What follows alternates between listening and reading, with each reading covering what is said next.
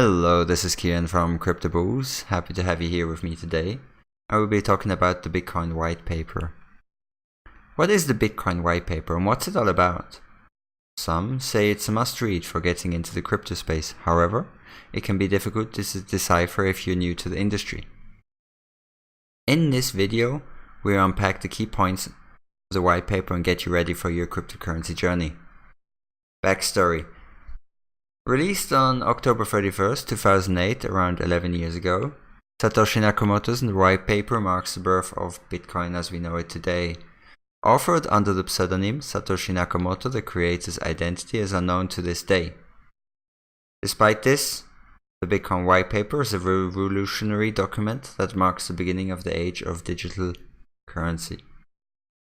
The problem with electronic cash. The white paper begins by addressing the issue associated with electronic payments. Satoshi suggests these issues stem from relying on a third party. This could be either a bank or a service like PayPal, which is usually involved when you want to process a transaction. These systems require great trust from consumers who give responsibility to this third party. Here's an overview of the third party system. In this case, Kate wants to pay Steve. Kate sends the funds to a bank. The bank collects Kate's funds, takes a transaction fee, and sends the funds to Steve. Steve receives the funds a few days later. That's all fine and dandy, unless the bank decides it doesn't want to process the payment, has much higher fees, or so on and so on. It's reliant on the third-party system. The proposed solution. So what alternative do we have? At its core, Satoshi's solution is to completely remove the centralized third-party system, so we remove the bank in this case. Put simply, this would allow the consumer to be their own bank, and not have to go through a company to complete the transaction. The paper proposes a system based on cryptographic proof. This lays the foundation for the technology we know as blockchain today. Here we have a visualization. We've got Kate wants to pay Steve. Kate sends the funds directly to Steve and Steve receives the funds directly from Kate. No man in the middle, it's a trustless peer-to-peer system. What it involves. First of all, there are many components involved in Satoshi's solution. And we will only go through the most important ones, otherwise it would be much too long for this video. So the timestamp provides proof of a transaction's existence by recording the exact time and date that each transaction is processed. Just like a transaction history in your bank account, a timestamp records all necessary information from the transaction. Here you've got an example, so we've got block number 123, previous hash, time of transaction, the nonce, which is how much you paid, mined by, and block reward. Number of transactions in the block is 25. However, unlike a bank or third party, each transaction is publicly announced for everyone to see, so everyone can see who sends, which transactions are being sent and received. However, you don't really know who is sending it, just know the address of the wallet. This creates a chronological chain of transactions which are stored in blocks. So all these blocks contain transactions. Then there's the next block which also contains transactions. Hashing. Within the blockchain is a small yet significant process known as hashing. This involves taking an input of numbers and letters and processing this into a smaller fixed and encrypted output called a hash. Here you've got an example with a text. Hello from Bitcoin Australia, hash formula, and it's hashed into a series of numbers and text. It's similar to an acronym.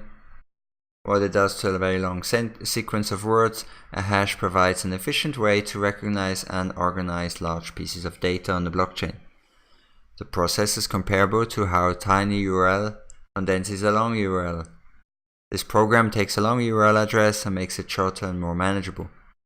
A hash is absolutely essential to upholding the security of the blockchain.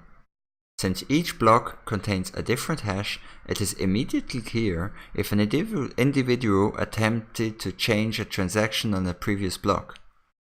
Others on the network will be alerted to an attempted hash change, which could indicate an attacker in the system. Merkle trees. A Merkle tree is commonly used in computer science as a way to conserve disk space. In the blockchain, it condenses the hashes within each block and provides a summary of each block without downloading the entire dataset, which is important since now the blockchain dataset is several gigabytes big. Think of it like a blurb on a book cover, providing an overview of what's inside without having to read the entire book, with an average of 500 transactions within each block. The tree structure provides a disk space of miners validating transactions. So here we have a visualization of a Merkle tree. At the top we've got a red box with the root.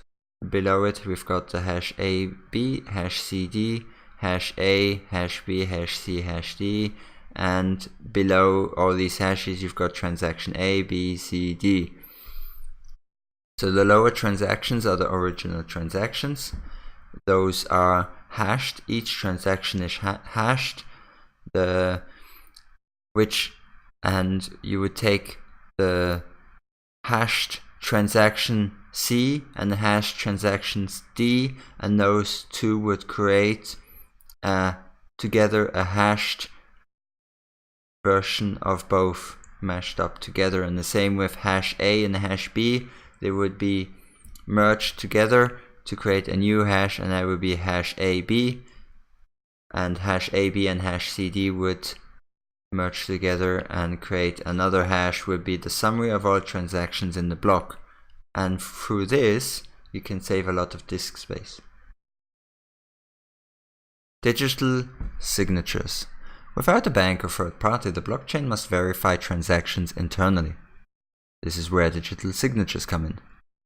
Digital signatures involve an encrypted code or key that is attached to each transaction in the blockchain. This must be verified or signed in order for the chain of transactions to be validated. Each key is unique to each individual and is a way to link each transaction to the sender and receiver. Think of a public key like your bank account number and BSB. You share these with others. On the other hand, a private key is your bank login details that only you know. Here's an example. You've got Steve, the sender message, and he's got the key. So the message is signed with Steve's private key to prove his identity. This is like logging in with your private bank details. This message is sent to Kate. She receives the message. Steve's public key is attached to the message, so Kate knows it is really him. This is like your account number and BSB becoming visible to the public. Proof of work mining. As part of the time step, the white paper suggests using a proof of work system. This involves individuals called miners who compete to be the first to verify the transactions on the blockchain. Imagine this as a reverse lottery where a winning number is already known, but the winning lottery ticket must still be found. Miners are like players within this lottery, attempting to find the missing ticket. The miners must pay for these tickets through computational power and electricity costs. If they find the winning ticket first, they are awarded Bitcoin as an incentive. The first step, the winning number is put on each block. In step 2, the miners use their computational power to find the missing ticket containing the winning number. So they compute and try to match the hash of the winning block. Step 3. Whoever finds the missing ticket first is rewarded with Bitcoin as an incentive. Step 4. The transaction is verified and added to a block within the blockchain. As more miners become part of the blockchain, the more competitive and difficult it becomes to find the missing ticket first. It's the same like during a gold rush. It becomes increasingly difficult the more mining companies join. This is where the blockchain term mining comes from. Mining and security. The more miners join and verify transactions in the network, the safer it becomes. As several miners verify several transactions at once, it is difficult for an attacker to hack into the blockchain and redo all the work previously done. Miners are working on block number 20. This would have to be done before the other miners finish just one block 20. To do this, but one miner wants to alter block 3, so he would have to do this. The miner would have to then alter blocks 4 to 19, and he would have to do that before the miners manage to finish block number 20. So that means he would have to change all of them before he managed to change block number 20, which is a lot of work, computational power, and so on. It's also not worth the monetary reward. Other key pillars of the blockchain, the incentive. So why would individuals invest so much time, money, resources, and computational power into sustaining the system Satoshi proposed? The answer is incentivization, the process of rewarding miners with Bitcoin for every transaction that is validated.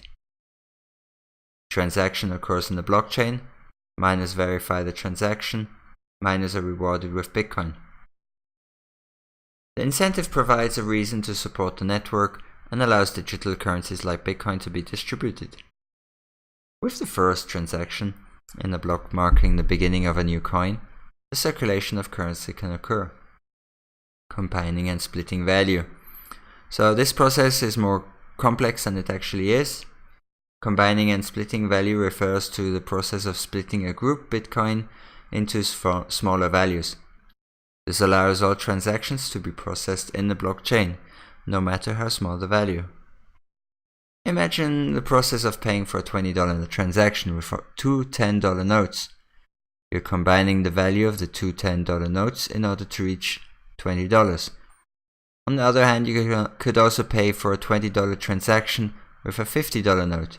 You'll be splitting the value of the $50 in order to pay for the transaction. So here I've got transaction number 1, 10 BTC, 10 BTC, 2 lots of 10 Bitcoins are used for transaction number 1. The value of 20 Bitcoins is split into 3 for transaction number 2. These small values 5 and 3 are combined to make the 8 Bitcoins needed for transaction number 2. As you can see, you can split the monetary value, and you can split the Bitcoin and make many different transactions of different increments. Simplified payment verification. Satoshi introduces the idea of simplified payment verification SPV to conserve more disk space. This process allows users to verify transactions on the blockchain without downloading the entire block. We've got block 123, previous hash, Merkle root, and nonce. The practical application for this are businesses receiving frequent payments. SPV allows businesses to uphold their security while speeding up the verification process. So this was a short overview of the Bitcoin white paper. I will link below the document to the full version, which is 9 pages long. It has a few explanations, visualizations, like I tried to show you before. And yeah, that was it for today. Hope you have a great day and catch you on the next one.